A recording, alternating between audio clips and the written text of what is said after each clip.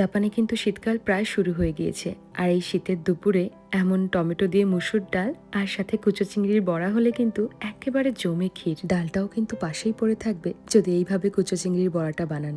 এক থালা ভাত এই বড়া দিয়েই সাবার হয়ে যাবে। লবণ হলুদ মাখানো কুচো চিংড়ি, রসুন কুচি, পেঁয়াজ কুচি আর অল্প কাঁচা লঙ্কা কুচি নিয়েছি। এবার ওই 3 চামচ মতো মুসুর ডাল বাটা নিয়ে নিলাম। এই উপকরণগুলোকে প্রথমে একটু ভালোভাবে মিশিয়ে নেওয়ার পরে অল্প পরিমাণে হলুদ আর স্বাদ মতো লবণ দিয়ে তারপরে একে একে ওই 1/2 চামচ মতো ধনে গুঁড়ো দিয়েছি, 1/2 চামচ জিরে গুঁড়ো আর 1.5 চামচ মতো বেসন দিয়ে ভালোভাবে এগুলোকে মিশিয়ে নিয়েছি। এই তো এবারে গরম তেলে কুচো চিংড়ি বড়া ভাজার জন্য একেবারে তৈরি। হাতে ছোট ছোট মন্ড কেটে নিন আর গরম তেলে হালকা আঁচে লাল করে এপাশ ওপাশ ভেজে নিন। কুচো চিংড়ি ছাড়ানোর ঝামেলাটা একটু বেশি হলেও বড় চিংড়ির থেকে এই কুচো চিংড়ি খাওয়ার মজাটা কিন্তু একটু বেশি। সকালবেলার খাবারে অন্য কোনো ঝামেলা ছাড়া গরম ভাতে একটু ডাল আর এই কুচো চিংড়ির বড়া, ব্যাস 1 থালা ভাত এমনিতেই সাবার হয়ে যাবে।